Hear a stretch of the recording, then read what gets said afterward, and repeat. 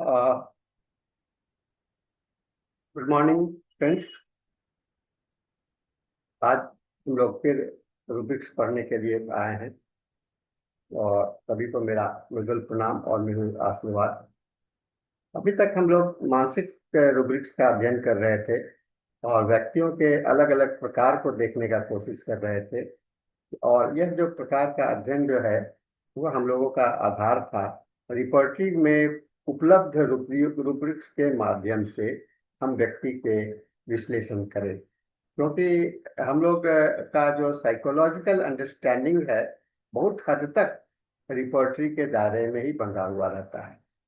ऐसे में हम लोग को यह जानना जरूरी होता है कि हम लोग अपने लिए जो रूब्रिक्स को सेलेक्ट कर रहे हैं, चुनने जा रहे हैं, उसका वास्तविक अर्थ क्या होता है। तो इस संदर्भ में मैं आज एक नए दृष्टिकोण को लेकर के आपके सामने में आया हूँ। अक्सर हम लोग अभी तक एक ही गुण को लेकर के चल रहे थे, लेकिन आज हम जो हम लोगों के मानव का जो स्ट्रक्चर है उसके अंदर में आता है स्त्री और पुरुष। और स्त्री किसे कहते हैं और पुरुष कहते हैं किसे कहते हैं, मेल और फीमेल किसे कहते हैं, ये हम लोग केवल देख करके ही कहते हैं। लेकिन बहुत से व्यक्ति होते हैं जो कि स्त्री हैं लेकिन पुरुष के जैसा उनका व्यवहार है, और पुरुष हैं उनका महिला के जैसा व्यवहार है। तो इसके लिए अलग अलग रूब्रिक्स हम लोगों के लिए देखना पड़ेगा, है ना। शरीर तो मेल का ही है, लेकिन बनावट स्ट्रक्चर मेल का लग रहा है, या कभी कभी स्ट्रक्चर भी थोड़ा कुछ फेमिनाइन हो जाता है। और इस महिला में भी स्ट्रक्चर कभी कभी पुरुष के जैसा हो जाता है। लेकिन तो एक शरीर के बनावट के आधार पर विश्लेषण करते हैं और दूसरा मन के आधार पर भी विश्लेषण करते हैं। शरीर के आधार पर जब विश्लेषण करते हैं तो उसे हम लोग मैनिस बिहेवियर कहते हैं। उसका व्यवहार जो है तो स्त्री में अगर पुरुष के जैसा व्यवहार हो तो उस रूब्रिक्स को हम लोग मैनिस बिहेवियर करके लेते हैं, और पुरुष में अगर महिला के जैसा व्यवहार हो उसे फेमिनाइन कैरेक्टर कहेंगे। लेकिन मानसिक स्तर पर आप देखोगे तो मानसिक स्तर पर भी हम लोगों को इसको देखने को मिलता है। तो आइए आज हम लोग इसका मानसिक स्तर पर विश्लेषण करने जा रहे हैं। और हमारे रूब्रिक्स में एक बहुत ही महत्वपूर्ण रूब्रिक्स का एडिशन हुआ है जिसको कहते हैं एनिमस पॉसेशन। एनिमस पॉसेशन, तो मैं आज इस रूब्रिक्स का अध्ययन आप लोगों के सामने में करने जा रहा हूँ। ये जो एनिमस पॉसेशन है ये एक साइकोलॉजी में के जो प्रसिद्ध ज्ञाता थे, कार्ल जंग का नाम आपने सुना होगा। उन्होंने कहा कि एनिमस पोसेशन जो है तो एक ऐसे महिला का पर्सनैलिटी है जो कि एक डोमिनेट करता है मैस्कुलिन एस्पेक्ट से, है ना। उसका एटीट्यूड, क्रिटिकल, उसका रिजिडिटी, ये सब जो है सब फेमिनिटी नहीं होता है। रिलेशनशिप है तो महिला, लेकिन वह जो है सो उसका बर्ताव जो होता है तो आपको पुरुष के जैसा होता है। उसका मानसिकता, बोलने का ढंग, उसका बिहेवियर, ये सब होता है। एनिमस एक आर्कीटाइप होता है जिसको कि दो प्राइम आर्कीटाइप है। एक एनिमा, एक को कहते हैं एनिमा जो कि फेमिन को रिप्रेजेंट करता है, फेमिन। और एक आर्कीटाइप होता है femina, anima and femina. Animus का फंक्शन क्या होता है? एनिमस का फंक्शन जो होता है तो एक गाइड करता है वुमेन को कि अपने कुछ उसके अंदर में एक मैनिस कैरेक्टर भी हो। और एनिमस पोजीशन का मतलब हो गया कि ऐसा वो एक महिला के अंदर में भी हर एक मनुष्य के अंदर में एक कुछ महिला के गुण भी होते हैं और पुरुष के भी गुण होते हैं।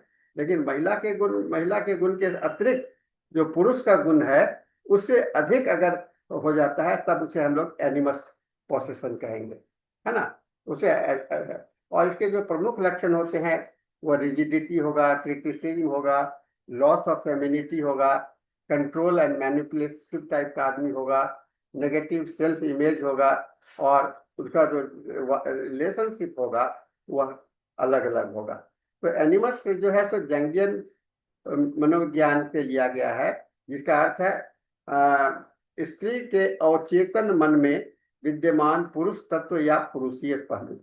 पोसेशन का अर्थ होता है अत्यधिक प्रभुत्व, जिससे कि स्त्री का स्वाभाविक जो फीमेल कैरेक्टर होता है दब जाता है और मेल कैरेक्टर आगे हो जाता है। और इसमें होम्योपैथी में जो रिपोर्टरी में देखेंगे तो स्त्री जो कठोर होती है, हठी होती है, तर्कवादी होती है, आदेशात्मक आदेश देने वाली होती है, पुरुष से गुण का होता है, उसे प्रभावित करता है। तो ये एक बहुत ही महत्वपूर्ण होता है जो कि हम लोग अक्सर अपने रोगियों में देख सकते हैं, देखते हैं। इसका मनोविज्ञान का जो विशेषता है, कहते हैं कि स्त्री में तर्क, अधिकार, आलोचना, निर्णायक प्रवृत्ति का प्रभुत्व होता है। ये तत्व प्रभावशाली हो जाता है। स्त्री बहुत ही हठी हो जाती है, बहुत ही विवाद प्रिय हो जाती है और दूसरे के तर्क को दबाने का कोशिश करती रहती है। और इसका जो कोमलता होता है, स्त्री का जो कहते हैं ना कि स्त्री का गुण जो होता है कोमलता, सहानुभूति, लचीलापन, वह दब जाता है और व्यक्तित्व में नियंत्रण शक्ति और कठोर विचार के साथ जुड़ जाता है। अब इसका क्लिनिकल इंपॉर्टेंस क्या होगा? ये हम लोगों के मानसिक अवस्था को औषधि चयन करने में महत्वपूर्ण होता है। अगर स्त्री बहुत ही तर्कशील हो, हठी हो, आक्रामक हो और पुरुष जैसा व्यवहार करता हो, और इसमें जो क्लिनिकल परिदृश्य किस क्षेत्र में ज्यादा दिखलाई पड़ेगा? जहाँ हार्मोनल इम्बैलेंस होगा, है ना, मेनोपॉज के समय में, पीसीओएस में के साथ में मानसिक कठोरता बढ़ जाता है। वैवाहिक कला होगा तो बच्चों पर कठोर नियंत्रण होगा। साइकोसोमेटिक रोग होगा जैसे हाई ब्लड प्रेशर, सर दर्द, वहां भी आपको ज्यादा चिड़चिड़ापन हो जाएगा। और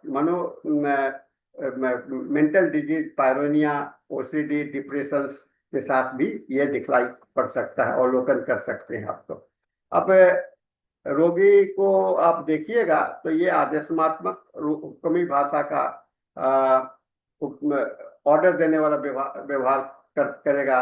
विचारों में अपनी बात पर जिद अड़ेगा, अड़ियलपन होगा, असहमति होगी, आपकी बात से सहमति नहीं होगा, विश्वास जल्दी नहीं करेगा। ये बहस विवाद में जल्दी उलझ जाते हैं और गलती साबित करने का कोशिश करते हैं। और घर में घर और पेशे में अनावश्यक माने आवश्यकता से अधिक नियंत्रण करने का प्रयास करते हैं। और ये रोगी को अक्सर आपसे जब बात करेंगे तो अपने अपने विषय में कहेंगे, मुझे पता है कि सही क्या है, आपको समझाने का जरूरत नहीं है ना। स्त्री को कमजोर नहीं होना चाहिए, मूर्खता सहन नहीं होनी चाहिए। पुरुष मुझसे ज्यादा समझदार नहीं है, मैं जितना पुरुष समझदार हूँ उससे मुझे है। तो ये बहुत ही महत्वपूर्ण है। तो हम लोगों ने इस बात को देखा। अब आइए, एनिमस और एनिमा का तो मैंने अर्थ बताया, लेकिन पुनः इसका कंपैरिजन मैं कर दूं।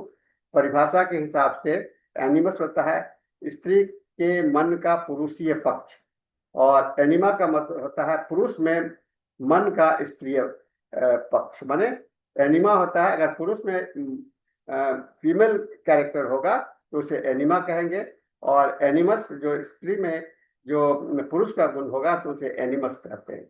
और गुण जो होता है इसका एनिमस का तर्क होगा, अधिकार होगा, कठोरता होगा और आलोचना होगा। एनिमा का जो होगा यानी कि जो पुरुष में जब देखिएगा ये आपको भावुकता होगा, सहानुभूति होगी और सृजनशीलता होगा। पोसेशन में आप देखिएगा स्त्री कठोर, हठी, आदेशमातक बनती है, और पुरुष जो है अत्यधिक भावुक और निर्भर बन जाता है ना। और पुरुष स्त्री में पुरुष की मानसिक कठोरता और पुरुष में फीमेल का भावुकता आपको दिखलाई पड़ेगा।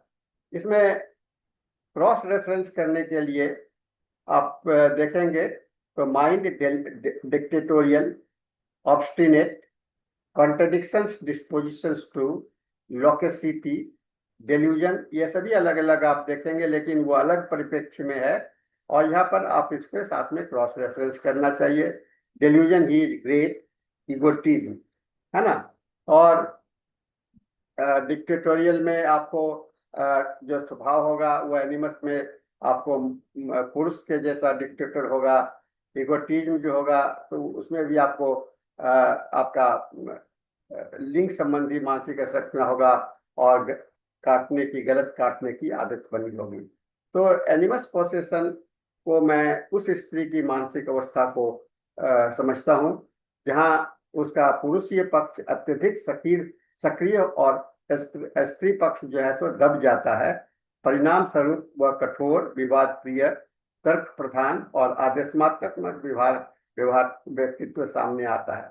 होम्योपैथी में यह उन औषधियों की ओर भी संकेत करता है जो मानसिक, भावनात्मक असंतुलन और शारीरिक रोगों को संतुलित कर सकती है।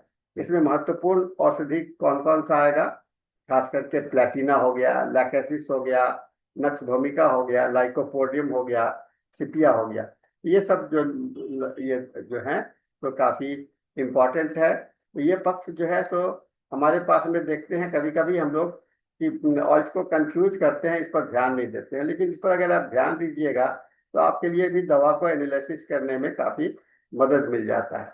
तो साथियों, आज हम लोगों ने एक महत्वपूर्ण अध्ययन पर यहाँ पर अपना सेशन को देखा है और मुझे उम्मीद है कि ये बहुत ही आपको समझ में आया होगा और इस पर ध्यान देने का कोशिश करिएगा। रोगियों में पहचानने का कोशिश कीजिएगा, उसके व्यवहार को अध्ययन करके उसका देखिएगा वह कितना मानसिक रूप से स्त्री है या मानसिक रूप से पुरुष है, इसको आप लोग देखने का कोशिश कीजिएगा। एनिमस माने एनिमल कैरेक्टर।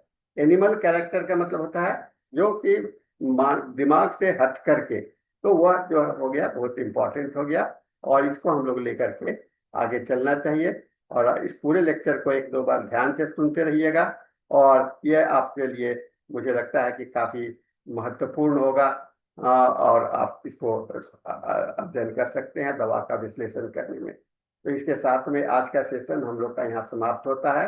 हम लोग अगले बार फिर आएंगे एक नए रूब्रिक के साथ में, एक नए परिप्रेक्ष्य में, एक नए दृष्टिकोण के साथ। तो आइए हम लोग आज का सेशन को समाप्त करते हैं। सभी को मेरा मृदुल प्रणाम और आशीर्वाद। Thank you very much.